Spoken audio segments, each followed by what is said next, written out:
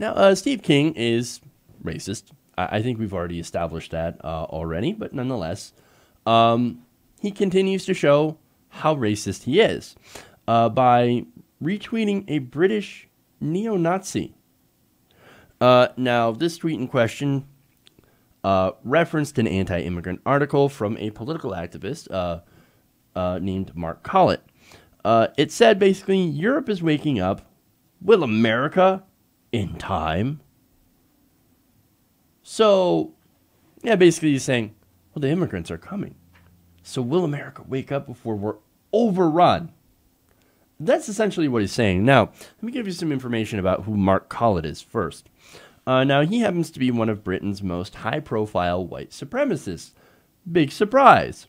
According to HuffPost, he has expressed admiration for Adolf Hitler and has called himself a, quote, Nazi sympathizer. So this is the guy that Steve King was like, oh, yeah. Oh, I love this guy. Oh, this is great.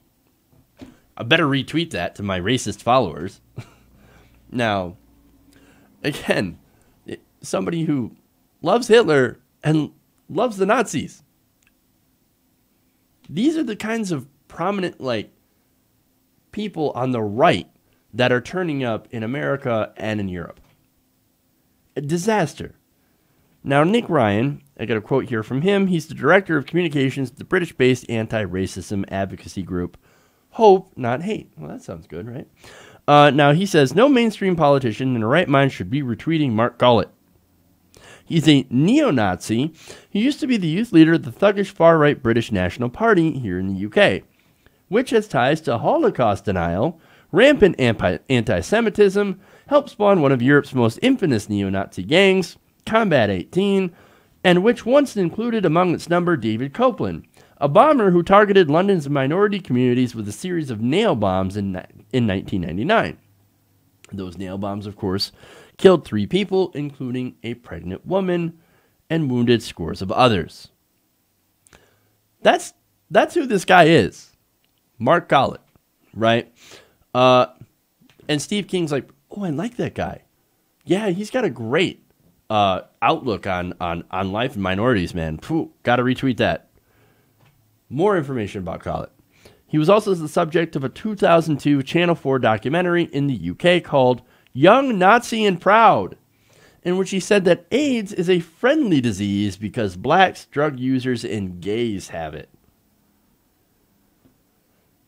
And of course, to show his rampant anti-Semitism, he said in the documentary, quote, the Jews have been thrown out of every country, including England.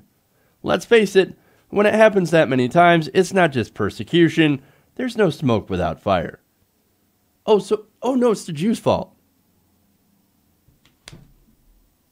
Wow.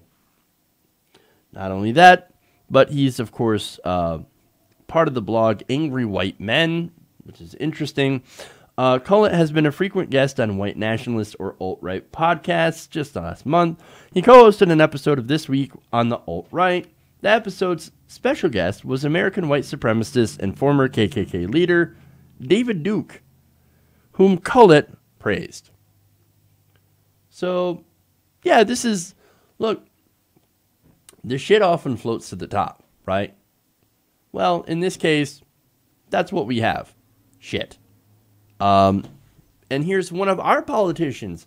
And Ryan said something earlier. Nick Ryan quoted earlier saying that no mainstream politician in their right mind. But here's the thing. We have gone so insane in America that our mainstream politicians, so-called, are crazy, are openly retweeting and agreeing with neo-Nazi fascists. That's what we have going on in America in 2018. Our system is so skewed and to the right. We have gone so far to the right that this is who they are. This is who they are. You think Steve King's going to lose his re-election? I doubt it. Why? Because they agree with this stuff. This is who they are. This is who the modern Republican Party is.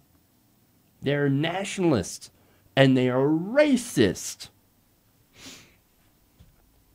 So, look, and to show you that, we have more, of Steve King's racist tweets here. He once said that America should not apologize for slavery. He said that, of course, he went along with the birtherism. Oh, President Obama was born in Kenya.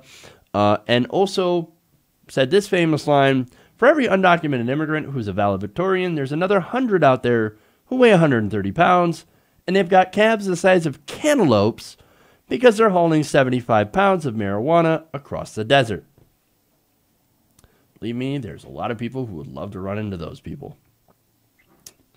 Now, there's more. It's not just UK politicians that he loves to retweet. He also expressed admiration for Geert Wilders. Now, Geert Wilders happens to be very anti-Muslim, very Islamophobic, who wanted to ban all mosques and Islamic symbols from the Netherlands. He actually had a selfie with this guy with the caption, quote, cultural suicide by demographic transformation must end. That's their worldview. Look, hey, if it's not white babies, it's cultural suicide. In fact, he said, Wilders understands that culture and demographics are our destiny. We can't restore our civilization with somebody else's babies. That's what they believe, man. Oh, no. Having immigration, it doesn't matter. Legal immigrants or illegal immigrants, that leads to cultural suicide. That is their worldview, and it is incredibly racist. Look, he doesn't understand that American culture is an amalgamation of many different cultures because throughout history, many different cultures have come to America. Food is a great example of that. And of course, before he committed suicide, Anthony Bourdain went around to different countries and learned about them and tried to expose different people or Americans to different people through food. And so, like I said, food is a great example of it. Just you look here in America, there's so many different foods, right? And they've all been adopted and Americanized, but they come from different places. Now, if you don't believe in diversity, you might want to stop eating things like tacos and pizza because that's not something that we developed here in America because we're from all different countries. And you shouldn't be able to celebrate Cinco de Mayo, of course, or St. Patrick's Day, or all the other things that we borrowed from other cultures. Oh, because, well, that's cultural suicide. No, our culture is taking from other cultures and making them into our own thing. That's American culture. We are the melting pot of the world.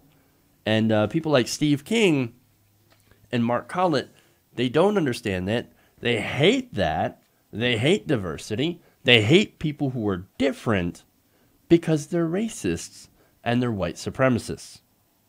Hey everybody, thanks for watching this video. If you want to see more like this, please hit the subscribe button below. And if you want to support truly independent progressive media, please consider becoming a patron at patreon.com/TYTNation.